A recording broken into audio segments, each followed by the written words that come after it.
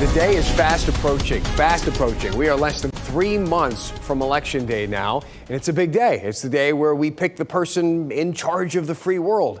It's also the day we, choose the person in charge of local soil and water conservation. There are a lot of things to vote on, and we want to go a bit down ballot tonight and talk about what might sound like one of the most boring jobs in politics, the state auditor. Now, before you start flipping through TikTok or change the channel or something, you got to know this is an important job. You should know about it. The auditor makes sure that your tax dollars are spent correctly. For years, Beth Wood, a Democrat, was North Carolina state's auditor.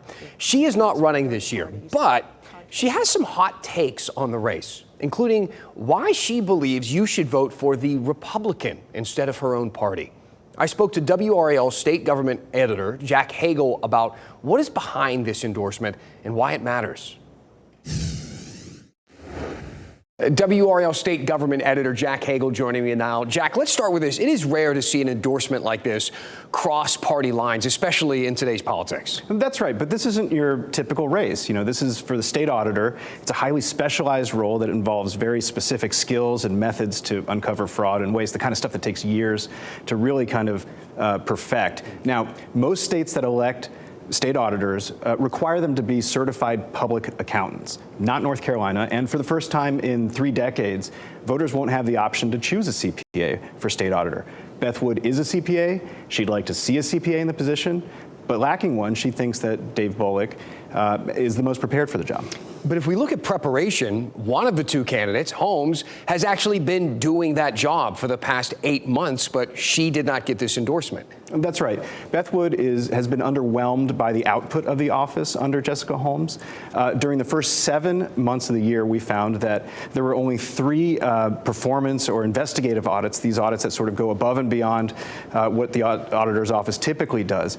Now, during the same period last year, under Wood, there were 14 of them. So there's quite a difference, and Beth Wood says that it has to do with the experience coming into the office. Are Holmes and other Democrats reacting to this endorsement from one of the people in their party endorsing a Republican? Well, now Holmes says that she's ramping up. She's spent a lot of time familiarizing herself with the audits that she inherited.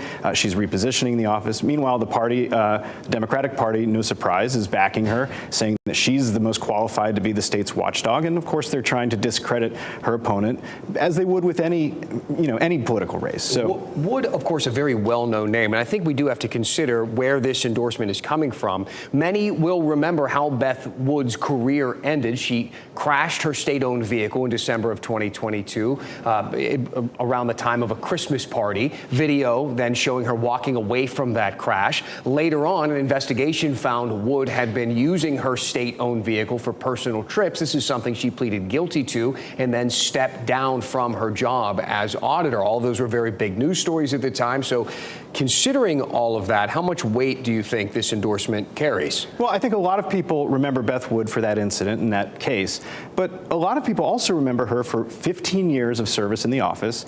She was known for being an independent, for going after agencies run by Democrats or Republicans, and I think people are going to remember her for that, and she was held in pretty high regard. That is, unless you were the subject of one of her audits. Makes sense. Jack, thank you. Thank you.